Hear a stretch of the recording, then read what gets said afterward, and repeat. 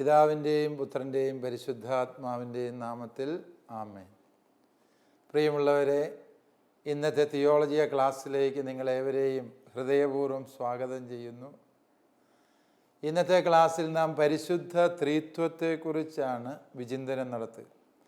പരിശുദ്ധ ത്രിത്വത്തെക്കുറിച്ച് ഇതിനോടകം ഡിപ്ലോമ, ബിരുദാനന്തര തലങ്ങളിൽ വിവിധ ക്ലാസ്സുകളിൽ നാം വിശദമായി പഠനം നടത്തിയിട്ടുള്ളത്. എന്നാൽ പരിശുദ്ധ ത്രിത്വത്തെക്കുറിച്ചുള്ള നമ്മുടെ പാഠ്യപുസ്തകത്തിലും അതുപോലെ ക്ലാസ്സുകളുടെയും വെളിച്ചത്തിൽ പഠിതാക്കളിൽ ചില സംശയം ഉന്നയിച്ചതിനാൽ അതിൻ്റെ വിശദീകരണം എന്ന നിലയിലാണ് നാം ഇന്നത്തെ ക്ലാസ് കൈകാര്യം ചെയ്യുക. അതായത് പരിശുദ്ധ കന്യകാമറിയം പരിശുദ്ധ ത്രിത്വത്തിലെ ഒരംഗമാണോ അല്ലയോ എന്നൊരു സംശയം ഉന്നയിക്കപ്പെട്ടു. പ്രത്യക്ഷത്തിൽ ഈ സംശയം കേൾക്കുമ്പോൾ സാധാരണ വിശ്വാസികൾക്ക് അത്ഭുതം തോന്നാം. ആരെങ്കിലും ഇങ്ങനൊരു മണ്ടൻ സംശയം ഉന്നയിക്കുവോ? പരിശുദ്ധ ത്രിത്വത്തിലെ അംഗമാണ് പരിശുദ്ധ കന്യകാമറിയം എന്നാരെങ്കിലും കരുതുവോ എന്നൊക്കെ സംശയം തോന്നും. പക്ഷേ നാം ഇറക്കിയ പാഠപുസ്തകത്തിൽ, അതായത് പരിശുദ്ധ ത്രിത്വത്തെക്കുറിച്ചുള്ള പാഠപുസ്തകത്തിൽ ലിയനാർഡോ ബോഫിൻ്റെ ഒരു പാഠം ഉൾക്കൊള്ളിച്ചിരുന്നു. അതിൽ അദ്ദേഹം പറഞ്ഞ ചില വാചകങ്ങളുടെ ചുവട് പിടിച്ചുകൊണ്ടാണ് തങ്ങൾക്കിഷ്ടമുള്ള രീതിയിൽ അത് വ്യാഖ്യാനിക്കാൻ ശ്രമിച്ചത്. ബോഫിൻ്റെ പാഠത്തിൽ അദ്ദേഹം പറഞ്ഞിരിക്കുന്ന ഇതാണ്. ഓർക്കുക, പരിശുദ്ധ ത്രിത്വത്തെക്കുറിച്ച് ആധുനിക കാലഘട്ടത്തിലെ ഏറ്റവും നല്ല വിശദീകരണങ്ങളിൽ ഒന്നാണ് പരിശുദ്ധ ത്രിത്വം കൂട്ടായ്മയുടെ അനുഭവം എന്ന ബോഫിൻ്റെ ഗ്രന്ഥം. ഏതാണെങ്കിലും ഈ ഗ്രന്ഥത്തിൽ അദ്ദേഹം പരിശുദ്ധാത്മാവിനെ അവതരിപ്പിക്കുമ്പോൾ സ്നേഹം, കാരുണ്യം, അനുകമ്പ തുടങ്ങിയ മൃദുല വികാരങ്ങൾ, അനുഭവങ്ങൾ മനുഷ്യന് ദൈവത്തിൽ നിന്ന് ലഭ്യമാകുന്നത് പരിശുദ്ധാരൂപിയുടെ പ്രവർത്തനം വഴിയാണ് എന്ന്, അല്ലെ പരിശുദ്ധാത്മാവ് വഴിയാണ് കാരുണ്യം, സ്നേഹം, അനുകമ്പ ഇതൊക്കെ മനുഷ്യന് അനുഭവിക്കാൻ കഴിയുന്നത് എന്നൊരു പരാമർശം അദ്ദേഹം നടത്തിയിട്ടുണ്ട്. അതുകൊണ്ട് തന്നെ പരിശുദ്ധാരൂപിയെ ദൈവത്തിലെ മാതൃഭാവമായി വിശദീകരിക്കാം എന്ന നിഗമനം സഭാപിതാക്കന്മാരായ വിശുദ്ധ എഫ്രേമിനെ ഒക്കെ ഉദ്ധരിച്ചുകൊണ്ട് ഈ ഗ്രന്ഥത്തിൽ ബോഫ് വിശദീകരിക്കുന്നുണ്ട്. ഇപ്രകാരം ഒരു സൂചന ലഭിച്ചതുകൊണ്ടാകാം ചില നിക്ഷിപ്ത താല്പര്യമുള്ള വ്യക്തികൾ ഇതേക്കുറിച്ച് വ്യാപകമായ പ്രചാരണം അഴിച്ചുവിടുന്നുണ്ട്. അതായത് പരിശുദ്ധ മറിയം ത്രിത്വത്തിലെ ഒരംഗമാണ് എന്ന അർത്ഥത്തിൽ നവസാമൂഹിക മാധ്യമങ്ങളിലൂടെ പ്രചരിപ്പിക്കുന്നുണ്ട്.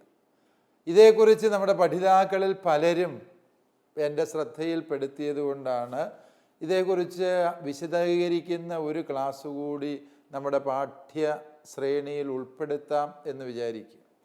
അതായത് പരിശുദ്ധ മറിയത്തെ പരിശുദ്ധ ത്രിത്വത്തിൻ്റെ ഭാഗമായി കത്തോലിക്കാ സഭ എന്നല്ല അപ്പസ്തോലിക സഭകൾ ഒന്നും ഒരു കാലത്തും അംഗീകരിച്ചിട്ടില്ല എന്നുള്ളത് അർത്ഥശങ്കയ്ക്കിടയില്ലാത്ത വിധം വസ്തുതാപരമാണ്.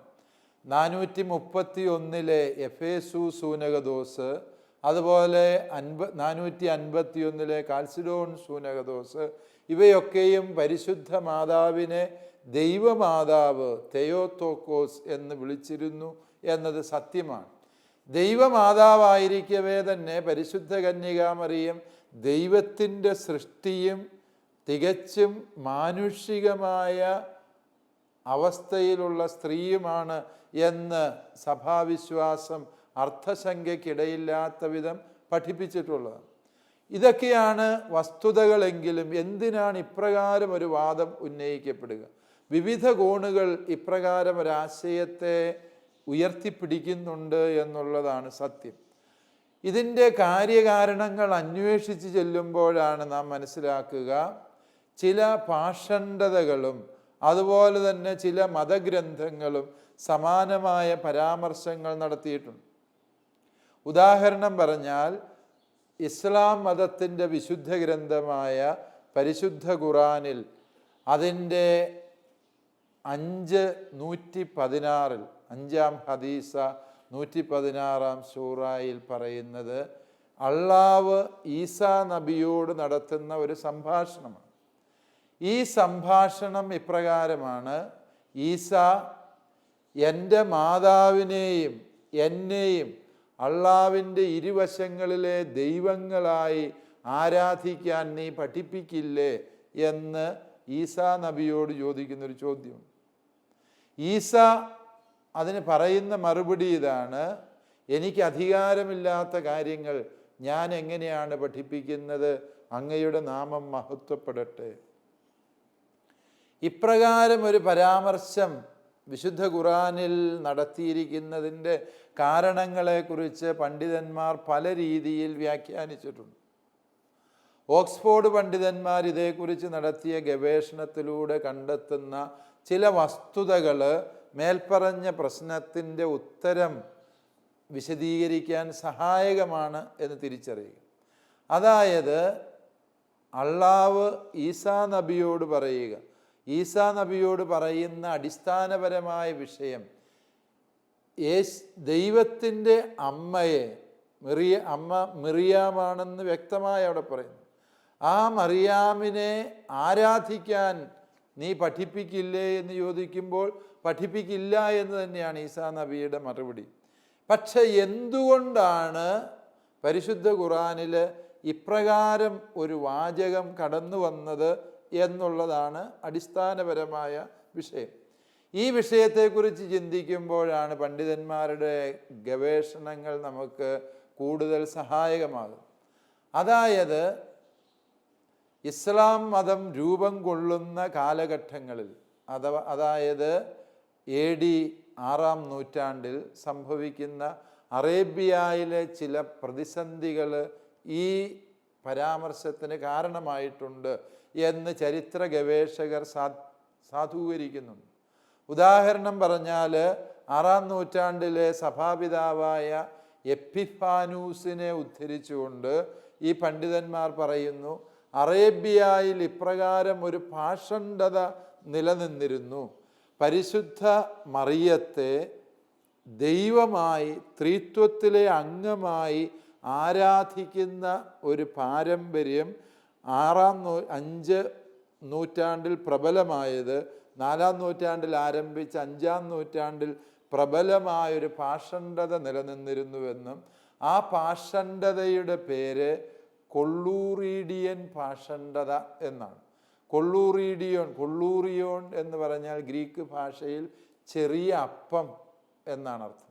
അതായത്, പരിശുദ്ധ മാതാവിൻ്റെ രൂപത്തിൻ്റെ മുമ്പിൽ ചെറിയ അപ്പങ്ങൾ കാഴ്ചവെച്ചുകൊണ്ട് മാതാവിനെ ആരാധിക്കുന്ന ഒരു പാഷണ്ഡതയാണ് ഇത് എന്നതിനാലാണ് ഈ പാഷണ്ഡതയ്ക്ക് കൊള്ളൂറീഡിയൻ പാഷണ്ഡത എന്ന പേര് ലഭിച്ചത്. ഏതാണെങ്കിലും ഈ പാഷണ്ഡത ക്രൈസ്തവ വിശ്വാസത്തിൻ്റെ അടിസ്ഥാനമാണ് എന്നൊരു ചിന്താഗതി, അതായത് പരിശുദ്ധ ത്രിത്വം മാതാവിനെ കൂടി ഉൾക്കൊള്ളുന്നതാണ്. അതായത് പിതാവ്, പുത്രൻ, മാതാവ് ഇവ ചേർന്നതാണ് പരിശുദ്ധ ത്രിത്വം എന്ന് പഠിപ്പിച്ച കൊള്ളുറീഡിയൻ പാഷണ്ഡതയെ ഒരുപക്ഷെ ആ കാലഘട്ടത്തിലെ ക്രൈസ്തവ വിശ്വാസമായി തെറ്റിദ്ധരിച്ചതിൻ്റെ ഫലമായിട്ടാകാം ഇപ്രകാരം ചില പരാമർശങ്ങൾക്കിടവന്നത് എന്നാണ് പണ്ഡിതന്മാർ കണ്ടെത്തിയിട്ടുള്ളത്. ഏതാണെങ്കിലും ശരി, അത് കേവലം ഒരു തെറ്റിദ്ധാരണയുടെ ഭാഗമായിട്ട് നിലനിന്നതും സഭയിൽ ഇപ്രകാരം അനേകം പാഷണ്ഡതകൾ കാലാകാലങ്ങളിൽ ഉണ്ടായിട്ടുണ്ട്. ആ പാഷണ്ഡതകളിലെ തെറ്റുകളെ വ്യക്തതയോടെ സഭ തിരുത്തി നൽകുകയും ചെയ്തിട്ടുണ്ട് എന്ന് സഭാചരിത്രം പഠിക്കുമ്പോൾ നാം വിശദമായി പഠിച്ചു കഴിഞ്ഞ വസ്തുതയാണ്. സമാനമായൊരു പാഷണ്ഡതയുടെ ആശയം, അതായത് ഇപ്പോൾ ഉന്നയിക്കപ്പെട്ട ഈ ആരോപണം, പരിശുദ്ധ ത്രിത്വത്തെക്കുറിച്ചുള്ള നമ്മുടെ പുസ്തകത്തെക്കുറിച്ച് ഉന്നയിക്കപ്പെട്ട ആരോപണം, അതിന് AD 4-ാം നൂറ്റാണ്ട് വരെയും പഴക്കമുള്ള ഒരാരോപണമാണ് എന്ന് ആദ്യമേ തന്നെ മനസ്സിലാക്കുക. ഇതേക്കുറിച്ച് സഭാപിതാവായ എപ്പിഫാനോസ് വളരെ വിശദമായ പഠനങ്ങൾ നടത്തുന്നു. എപ്പിഫാനോസിൻ്റെ പനാരിയോൺ എന്ന് പറഞ്ഞ വിഖ്യാത ഗ്രന്ഥത്തിൽ പരിശുദ്ധ മാതാവിനെ ഇപ്രകാരം ത്രിത്വത്തിലെ അംഗമായി കരുതുന്ന പാഷണ്ഡതയുടെ അബദ്ധത്തെ ഏറ്റവും വിശദമായി വിമർശിക്കുകയും അതിലെ അബദ്ധങ്ങൾ അക്കമിട്ട് നിരത്തുകയും ചെയ്യുന്നുണ്ട് എന്ന് തിരിച്ചറിയുക. വീണ്ടും കോൺസ്റ്റാന്റിനോപ്പിളിൽ ഈ ഒരു പാഷണ്ഡതയ്ക്കെതിരായിട്ട് സംസാരിക്കുന്നത് സഭാപിതാവായ ലയോന്തിയോസ്.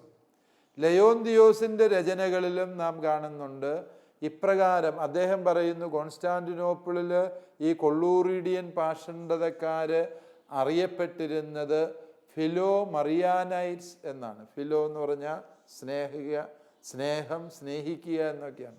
മറിയത്തെ സ്നേഹിക്കുന്നവർ എന്ന അർത്ഥത്തിലാണ് ഈ പാഷണ്ഡതക്കാരറിയപ്പെട്ടിരുന്നത്. ഇവരും പഠിപ്പിച്ചിരുന്നത് പരിശുദ്ധ മറിയം ത്രിത്വത്തിലെ അംഗമാണ്. പിതാവ്, മറിയം, ത്രിത്വം. ഈ രീതിയിൽ ത്രിത്വത്തെ വിശേഷിപ്പിച്ചിരുന്നു. പിതാവ്, മറിയം, പുത്രൻ, ഇവർ ചേർന്ന ത്രിത്വത്തെക്കുറിച്ച് ഈ പാഷണ്ഡതയും പഠിപ്പിച്ചിരുന്നു എന്നുള്ളതാണ് സത്യം. അതുകൊണ്ട് തന്നെ ഇത് 4-5 നൂറ്റാണ്ടുകൾ മുതൽ ഇടയ്ക്കിടയ്ക്കൊക്കെ ശക്തി പ്രാപിക്കുന്ന ഒരു പാഷണ്ഡതാ പ്രബോധനം മാത്രമാണ്. ഒരുപക്ഷെ ആ ഒരു പ്രബോധനത്തെ ക്രൈസ്തവ ത്രിത്വത്തിൻ്റെ ഭാഗമായി അവതരിപ്പിക്കുന്നവരുടെ ലക്ഷ്യം എന്ന് പറയുന്നത് ക്രൈസ്തവർക്ക് ത്രിത്വത്തെക്കുറിച്ച് ശരിയായ അവബോധമില്ല എന്നും ദൈവം ഏകനാകയാൽ ത്രിത്വത്തെക്കുറിച്ചുള്ള ക്രൈസ്തവ പ്രബോധനം അബദ്ധജടിലമാണ് എന്നും ക്രിസ്ത്യാനികൾ ഇതിനെ വിവിധ രീതിയിലാണ് മനസ്സിലാക്കിയിരുന്നത് എന്നും സ്ഥാപിക്കാനുള്ള ചിലരുടെ നിർബന്ധ ബുദ്ധിയാകാം ഇത്തരത്തിലുള്ള നിലപാടുകളിലേക്ക് നയിക്കുന്നു. ഈ കാലഘട്ടത്തിലുള്ള ചില ക്രിസ്ത്യൻ വിഘടിത ഗ്രൂപ്പുകളും സമാനമായ ആശയം പ്രചരിപ്പിച്ചിരുന്നു എന്നുള്ളത് സത്യമാണ്. ചില കേരളത്തിലെ അടുത്ത കാലത്ത് രൂപം കൊണ്ടിട്ടുള്ള ഒരു വിഘടിത ഗ്രൂപ്പ്, അവയുടെ പേര് വിശദീകരിക്കാൻ ഞാൻ ഉദ്ദേശിക്കുന്നില്ല, ആ വിഘടിത ഗ്രൂപ്പ്, മധ്യ കേരളത്തിലെ ഈ ഗ്രൂപ്പുകാർ ഇപ്രകാരം പരിശുദ്ധ മറിയത്തെ ത്രിത്വത്തിലെ ആളായി വിശദീകരിക്കുന്ന സമീപനം സ്വീകരിച്ചിരുന്നു എന്നതാണ് സത്യം. അതായത് ഇവരുടെ നിലപാടനുസരിച്ച് അവർ ബൈബിളിനെയാണ് കൂട്ടുപിടിക്കുക. ബൈബിൾ പറയുന്നു, മനുഷ്യ സൃഷ്ടി നടത്തുമ്പോൾ ദൈവം പറയുന്നു, നമുക്ക് നമ്മുടെ ഛായയിലും സാദൃശ്യത്തിലും മനുഷ്യനെ സൃഷ്ടിക്കാം എന്ന്. നമുക്ക് നമ്മുടെ ഛായയിലും സാദൃശ്യത്തിലും മനുഷ്യനെ സൃഷ്ടിക്കാം. ദൈവം ഏകനാണ് എങ്കിൽ ഇപ്രകാരം ഒരു പദപ്രയോഗത്തിന് അർത്ഥമില്ലല്ലോ. ആരോടാണ് ദൈവം ഇപ്രകാരം ഒരു ചർച്ച നടത്തുന്നത് തുടങ്ങിയ അടിസ്ഥാനപരമായ പ്രശ്നങ്ങൾ ഉയർത്തിക്കൊണ്ട് ഇവർ ഉൽപ്പത്തി പുസ്തകം 1-ാം അധ്യായം 26-ാം വാക്യത്തിലെ ഈ പ്രസ്താവനയെ വിശദീകരിച്ചുകൊണ്ട് എത്തുന്ന നിഗമനം, ദൈവം എന്ന് പറയുന്നത് പിതാവ്, മാതാവ്, പുത്രൻ ഇവ ചേർന്നതാണ്. അപ്പോൾ പിതാവായ ദൈവം പരിശുദ്ധ മറിയത്തോട് പറയുന്നതാണ് അത്രേ, നമുക്ക് നമ്മുടെ ഛായയിലും സാദൃശ്യത്തിലും മനുഷ്യനെ സൃഷ്ടിക്കാം. അതിന് ഉപോദ്ബലകമായി അവർ പറയുന്ന തൊട്ടടുത്ത വാചകത്തിൽ പറയുന്നുണ്ട്, ദൈവം മനുഷ്യനെ പുരുഷനും സ്ത്രീയുമായി സൃഷ്ടിച്ചു. പിതാവിൻ്റെ ഛായയായിട്ട് പുരുഷനും മറിയത്തിൻ്റെ ഛായയായി സ്ത്രീയും സൃഷ്ടിക്കപ്പെട്ടു എന്നും പുതിയ നിയമത്തിൽ മറിയത്തെ സ്ത്രീ എന്ന് വിളിക്കുന്നതിൻ്റെ അർത്ഥം ഇതാണ് എന്നൊക്കെ ഈ വിഘടിത ഗ്രൂപ്പുകാർ വാദിച്ചിരുന്നു.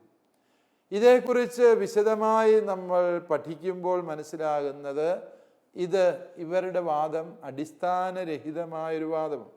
നമുക്ക് നമ്മുടെ ഛായയിൽ സാദൃശ്യത്തിൽ മനുഷ്യനെ സൃഷ്ടിക്കാം എന്ന് പറയുമ്പോൾ ഒന്നാമതായി ഛായ, സാദൃശ്യം എന്ന വാക്കുകൾ കഴിഞ്ഞ ക്ലാസ്സുകളിൽ, ഉൽപ്പത്തി പുസ്തകത്തിൻ്റെ ക്ലാസ്സുകളിൽ നമ്മൾ വിശദീകരിച്ചതാണ്. ഛായ, സാദൃശ്യം എന്ന് പറയുമ്പോൾ അരൂപിയായ ദൈവത്തിൻ്റെ മുഖഛായ അതേപടി മനുഷ്യന് കൊടുത്തു എന്ന അർത്ഥത്തിലല്ല അത് വ്യാഖ്യാനിക്കപ്പെടേണ്ടത് എന്നും, ഛായ എന്ന് പറയുമ്പോൾ ഉദ്ദേശിക്കുന്നത് ഭരിക്കുന്ന രാജാവിൻ്റെ പ്രതിമ എല്ലാ നാൽക്കവലകളിലും സ്ഥാപിക്കുമായിരുന്നു. വിദൂരങ്ങളിലായിരിക്കുന്ന ഈ രാജാവിൻ്റെ ഒരു പ്രദേശത്തെ സാന്നിധ്യത്തെ സൂചിപ്പിക്കുന്നതാണ് ഈ പ്രതിമ. ഈ പ്രതിമയെ വിശേഷിപ്പിക്കാൻ ഉപയോഗിക്കുന്ന പദമാണ് ഛായ എന്ന അർത്ഥത്തിൽ ബൈബിളിൽ ഉപയോഗിച്ചിരിക്കുന്ന ജലം എന്ന ഹീബ്രു പദം. അതായത് ദൈവത്തിൻ്റെ ഛായയായി ദൈവം മനുഷ്യനെ ഭൂമിയിൽ സൃഷ്ടിച്ചു എന്ന് പറയുമ്പോൾ മനുഷ്യൻ്റെ രൂപത്തെക്കുറിച്ചോ ലിംഗത്തെക്കുറിച്ചോ ഉള്ള പരാമർശമല്ലത്. മറിച്ച് മനുഷ്യൻ സ്വർഗത്തിലായിരിക്കുന്ന ദൈവത്തിൻ്റെ ഈ ഭൂമിയിലെ പ്രതിനിധിയാണ് എന്നർത്ഥമാണ് ദൈവത്തിൻ്റെ ഛായയിൽ മനുഷ്യനെ സൃഷ്ടിച്ചു എന്ന് പറയുമ്പോൾ ബൈബിൾ ഉദ്ദേശിക്കുന്നത്. തലസ്ഥാനത്തിരിക്കുന്ന ചക്രവർത്തിയുടെ പ്രതിമ ഒരു പ്രദേശത്ത് സ്ഥാപിക്കുമ്പോൾ ആ പ്രദേശത്ത് ചക്രവർത്തിയുടെ ഭരണാധികാരം സന്നിഹിതമാണ് എന്നുള്ളതിനെ സൂചിപ്പിക്കുന്നത് പോലെ മനുഷ്യൻ ഈ ഭൂമിയിൽ സ്വർഗത്തിലെ ദൈവത്തെ പ്രതിനിധാനം ചെയ്യുന്നവനാണ് എന്നർത്ഥമാണ് ഉൽപ്പത്തി ഗ്രന്ഥം ഉദ്ദേശിച്ചത് എന്ന് ഈ ഭാഷാപരമായ പഠനങ്ങളിലൂടെ നമുക്ക് മനസ്സിലാകുന്നു. വസ്തുതകൾ ഇതായിരിക്കെ ഛായയിൽ സൃഷ്ടിച്ചു, അതുകൊണ്ട് പിതാവായ ദൈവം പുരുഷനെ, മറിയത്തെ സ്ത്രീ പ്രതിനിധാനം ചെയ്യുന്നു തുടങ്ങിയ അവിവേകപരമായ പരാമർശങ്ങളിലേക്ക് നീങ്ങുന്നത് അടിസ്ഥാനരഹിതമാണ്. ദൈവം ആരോടാണ് നമുക്ക് നമ്മുടെ ഛായയിൽ സാദൃശ്യത്തിൽ സൃഷ്ടിക്കാം? വിശുദ്ധ അഗസ്തീനോസ് പുണ്യവാളൻ 5-ാം നൂറ്റാണ്ടിൽ തന്നെ അതിൻ്റെ വിശദീകരണം പറഞ്ഞു. നമുക്ക് നമ്മുടെ ഛായയിൽ സാദൃശ്യത്തിൽ സൃഷ്ടിക്കാമെന്ന് പറയുന്നത് പരിശുദ്ധ ത്രിത്വത്തെക്കുറിച്ചുള്ള ആദി സൂചനയാണ് എന്നാണ് സഭാപിതാവ് വ്യക്തമാക്കുന്നത്. അതുകൊണ്ട് പ്രിയപ്പെട്ടവരെ, പരിശുദ്ധ ത്രിത്വത്തെക്കുറിച്ചുള്ള തെറ്റിദ്ധാരണകൾ പരത്താൻ ശ്രമിക്കുന്നവർ, ക്രൈസ്തവ വിശ്വാസത്തിന് ത്രിത്വത്തെക്കുറിച്ചുള്ള കാഴ്ചപ്പാടുകളിൽ അടിസ്ഥാനങ്ങളില്ല എന്ന് സമർത്ഥിക്കാൻ ശ്രമിക്കുന്നവരുടെ നിക്ഷിപ്ത താല്പര്യങ്ങളെ മനസ്സിലാക്കുക. ഒരുപക്ഷെ ഈ നവ സാമൂഹിക മാധ്യമങ്ങളിലൂടെ ഇത്തരത്തിലുള്ള കാര്യങ്ങൾ പ്രചരിപ്പിക്കുന്നവർക്ക് വ്യത്യസ്ത ലക്ഷ്യങ്ങളുണ്ടാകാം എന്നും നമ്മൾ തിരിച്ചറിയുക. വസ്തുത ഇപ്രകാരമാണ്. നമുക്ക് ആരോടും എതിരോ ഇങ്ങനെ പ്രചരിപ്പിക്കുന്നവരോട് പരാതിയോ ഉള്ളതുകൊണ്ടല്ല. അതൊക്കെ അവർ അപ്രകാരമാണ് അവർക്ക് മനസ്സിലായത് എന്നതുകൊണ്ട് അവർ പ്രചരിപ്പിച്ചതാകാം. പക്ഷേ ഇത് ഒരൊറ്റപ്പെട്ട സംഭവമല്ല. ചരിത്രത്തിൻ്റെ നാൾ വഴികളിൽ ഇപ്രകാരം പരിശുദ്ധ മറിയത്തെ ത്രിത്വത്തിൻ്റെ ഭാഗമായി അവതരിപ്പിക്കുന്ന പാഷണ്ഡതകൾ 4-ാം നൂറ്റാണ്ട് മുതലുണ്ടായിരുന്നു. അത് 2015 അത് പഠിപ്പിക്കുന്നവർ കേരളത്തിൽ തന്നെ ഉണ്ട് എന്ന് ചരിത്രം പരിശോധിച്ചുകൊണ്ട് ഞാൻ വിശദീകരിച്ചതിൻ്റെ അർത്ഥം ഇത് എക്കാലത്തും സഭയിലെ അബദ്ധ പ്രബോധനങ്ങളുടെ ഗണത്തിൽപ്പെട്ടതാണ്, പാഷണ്ഡതയുടെ ഭാഗമായി പ്രചരിച്ചതാണ് എന്ന വസ്തുത നിങ്ങൾ മനസ്സിലാക്കിയിരിക്കും. അതുകൊണ്ട് പരിശുദ്ധ കന്യകാമറിയത്തിലേക്ക് പരിശുദ്ധ ത്രിത്വത്തിലെ 3-ാം ആളായ പുത്രൻ തമ്പുരാൻ വരികയും പരിശുദ്ധ മറിയത്തെ പരിശുദ്ധാരൂപി ഒരുക്കുകയും അതുവഴി പുത്രൻ തമ്പുരാനെ സ്വീകരിക്കാൻ അമ്മ യോഗ്യയായി തീരുകയും ചെയ്തു എന്നതാണ് സത്യവിശ്വാസം. അതുകൊണ്ട് പിതാവായ ദൈവം, പുത്രനായ ദൈവം, പരിശുദ്ധാത്മാവായ ദൈവം, പരിശുദ്ധാത്മാവായ ദൈവം മറിയത്തെ പുത്രൻ തമ്പുരാനെ സ്വീകരിക്കാൻ ഒരുക്കുകയാണ് ചെയ്തത്. പരിശുദ്ധാരൂപിയും മറിയവും തമ്മിലുള്ള ബന്ധത്തെ ഒരു ഭാര്യാഭർത്തൃബന്ധം എന്ന അർത്ഥത്തിലല്ല സഭ നമ്മെ പഠിപ്പിക്കുക. മറിച്ച് അവളെ പുത്രൻ തമ്പുരാനെ സ്വീകരിക്കാൻ തക്ക വിധത്തിൽ പരിശുദ്ധാരൂപി ഒരുക്കുകയായിരുന്നുവെന്നും പുത്രനെ ആരും ജനിപ്പിക്കേണ്ടതില്ല, കാരണം അവൻ നിത്യതയിൽ പിതാവിൽ നിന്ന് ജനിച്ചവൻ. പിതാവിൽ നിന്ന് ജനിച്ച പുത്രൻ മനുഷ്യനായി അവതരിക്കുകയായിരുന്നു അമ്മയുടെ ഉദരത്തിലേക്ക് എന്ന് നമുക്കറിയാം. ആ മനുഷ്യാവതാരം ചെയ്ത യേശുവിനെ സ്വീകരിക്കുവാൻ പരിശുദ്ധ മറിയത്തിൻ്റെ ശരീരത്തെ സജ്ജമാക്കുക എന്ന ദൈവീക കർമ്മമാണ് പരിശുദ്ധാത്മാവ് ചെയ്തത്. അതുകൊണ്ട് പരിശുദ്ധാത്മാവും മറിയവും തമ്മിലുള്ള ബന്ധത്തെ ദുർവ്യാഖ്യാനം ചെയ്യാനോ പരിശുദ്ധാത്മാവ് തന്നെയാണ് മറിയമെന്ന് സ്ഥാപിക്കാനോ ആരെങ്കിലുമൊക്കെ പരിശ്രമിക്കുമ്പോൾ അതിലെ അബദ്ധങ്ങൾ തിരിച്ചറിയാൻ പലപ്പോഴും നമുക്ക് കഴിയാതെ പോകുന്നു എന്നത് ദുഃഖകരമാണ്. ഇപ്രകാരമുള്ള പ്രചരണങ്ങൾ കേട്ട് വിശ്വാസികൾ തന്നെ പലരും ഇതൊക്കെയാണോ സത്യം എന്നറിയാൻ വേണ്ടി എഴുതി ചോദിക്കുകയും വിളിച്ചു ചോദിക്കുകയൊക്കെ ചെയ്യുമ്പോൾ നമ്മുടെ വിശ്വാസത്തിൻ്റെ അടിസ്ഥാനങ്ങളെക്കുറിച്ച് പഠിക്കുന്നതിൽ നമുക്ക് ഉള്ള വീഴ്ച എത്ര വലുതാണ് എന്ന് നമ്മെ ഓർമ്മിപ്പിക്കാൻ ദൈവം ഒരുക്കുന്ന ഒരു അവസരമായി കൂടി ഇതിനെ മനസ്സിലാക്കും. അതുകൊണ്ട് പരിശുദ്ധ ത്രിത്വത്തെക്കുറിച്ചുള്ള പ്രബോധനങ്ങളെ ചുരുക്കി പറഞ്ഞാൽ ഇപ്രകാരം: ദൈവം ഏകനാണ്, പക്ഷെ അവിടുന്ന് ഏകാന്തനല്ല. അതായത് ഒരേ ഒരു ദൈവമേ ഉള്ളൂ, പക്ഷെ ആ ദൈവത്തിൽ മൂന്നാളുകൾ.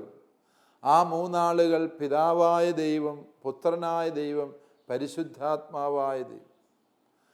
ആ മൂന്ന് വ്യക്തികൾ തമ്മിൽ സമ്പൂർണ്ണ ഐക്യമുണ്ട്. ആ ഐക്യത്തെയാണ് സത്താപരമായ ഐക്യം എന്ന് നമ്മൾ വിശേഷിപ്പിക്കുന്നു. അതാണ് ഹോമോ ഊസിയ എന്ന ഗ്രീക്ക് പദത്തിലൂടെ ത്രിത്വവിജ്ഞാനീയം നമ്മുടെ മുമ്പിൽ അവതരിപ്പിക്കുന്നത്. പിതാവും പുത്രനും പരിശുദ്ധാത്മാവും സത്തയിൽ ഒന്നായിരിക്കുന്നു എന്നുള്ളൂ, ഹോമോ ഊസി. അതേസമയം അവർ മൂന്ന് വ്യത്യസ്ത വ്യക്തികളുമാണ്. എന്ന് പറഞ്ഞാൽ ഈ വ്യത്യസ്തത എന്ന് പറയുന്നത് അവർ തമ്മിലുള്ള ബന്ധം തന്നെയാണ് എന്ന് നമ്മൾ തിരിച്ചറിയും.